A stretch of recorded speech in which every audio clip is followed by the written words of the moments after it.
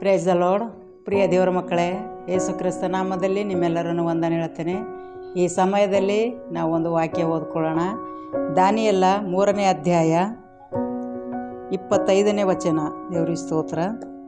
ಅದಕ್ಕೆ ಅವರು, ಈಗೋ ಕಟ್ಟಿಲ್ಲದ 4 ನೋಡುತ್ತೇವೆ, ಬೆಂಕಿಯಲ್ಲಿ ತಿರುಗಾಡುತ್ತಿದ್ದಾರೆ, ಅವರಿಗೆ ಯಾವ ಹಾನಿಯೂ ಇಲ್ಲ.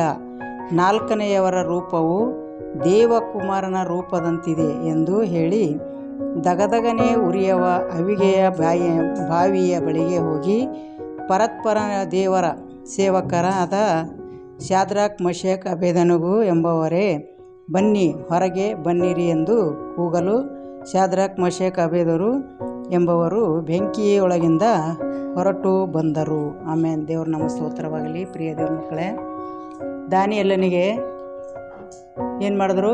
ಬೆಂಕಿಯ ಒಂದು ಗಂಧಕದಲ್ಲಿ ಹಾಕಿದ್ರು. ದೇವ್ರ ನಮ್ಮ ಸ್ತೋತ್ರವಾಗಲಿ. ಅವ್ರಿಗೆ ಹಾಕಿಂದು ಮೂಗರಿಗೆ, ಆದರೂ ಕೂಡ ಶಾದ್ರಾಕ್, ಮೆಷಕ್, ಅಬೇದನಗೋ ಹಾಕಿದ್ರು. ಆದರೆ ದೇವ್ರೇನು ಮಾಡಿದ್ರು? ಅವರ ಜೊತೆ ಉಳಿದು ಅವರಿಗೆ ಆ ಬೆಂಕಿಯಿಂದ ಯಾವ ಹಾನಿ ಆಗದ ಹಾಗೆ ನೋಡ್ಕೊಂಡ್ರು. ದೇವ್ರ ನಮ್ಮ ಸ್ತೋತ್ರವಾಗಲಿ.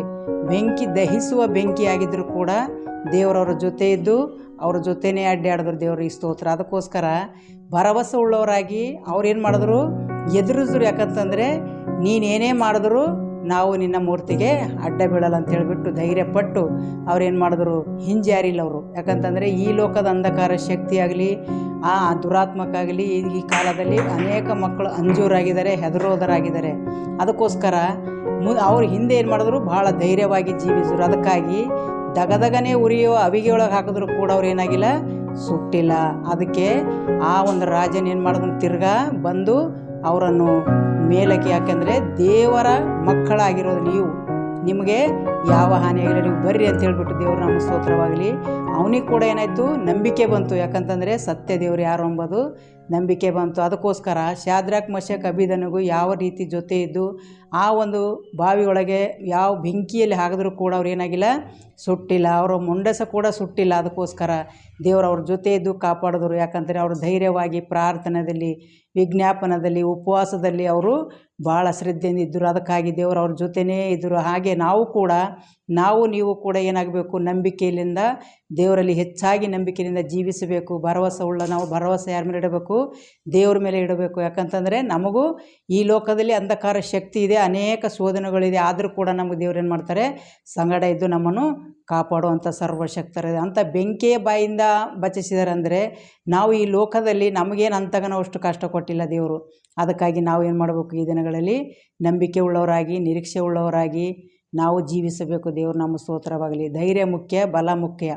ದೇವ್ರ ಬಲ ಬೇಕು ನಮಗೆ, ಮನುಷ್ಯರ ಬಲ ಸಾಲದು. ದೇವ್ರಿಗೆ ಸ್ತೋತ್ರ. ಅದಕ್ಕೋಸ್ಕರ ದೇವರ ಒಂದು ಅಭಿಷೇಕ, ದೇವ್ರದೊಂದು ಪರಿಶುದ್ಧಾತ್ಮ ನಾವು ಹೊಂದಿಕೊಂಡು ಧೈರ್ಯವಾಗಿ ಈ ಲೋಕದಲ್ಲಿ ನಾವು ಜೀವಿಸಬೇಕು. ಪ್ರಿಯ ದೇವ್ರ ಮಕ್ಕಳೇ, ಅದಕ್ಕೋಸ್ಕರ ಶಾದ್ರಾಕ್, ಮೆಷಕ್ ಯಾವ ಥರ ಕರ್ತನೆ ಅಬೇದನಗೋ ಯಾವ ರೀತಿ ಸಹಾಯ ಮಾಡಿದಾರೋ ಅದೇ ರೀತಿ ನಿಮ್ಮನ್ನು ಕೂಡ ದೇವರು ಸಹಾಯ ಮಾಡುವಂಥ ಶಕ್ತರಾಗಿದ್ದಾರೆ. ನೀವು ಯಾವುದೇ ಬೆಂಕಿಯಲ್ಲಿ ಬಿದ್ದರೂ ಕೂಡ ದೇವರು ನಿಮ್ಮನ್ನು ಕಾಪಾಡುವಂಥ ಸರ್ವಶಕ್ತರಾಗಿದೆ. ಅದಕ್ಕೋಸ್ಕರ ಈ ದಿನಗಳಲ್ಲಿ ನಾನು ಪ್ರಾರ್ಥನೆ ಮಾಡ್ತೇನೆ.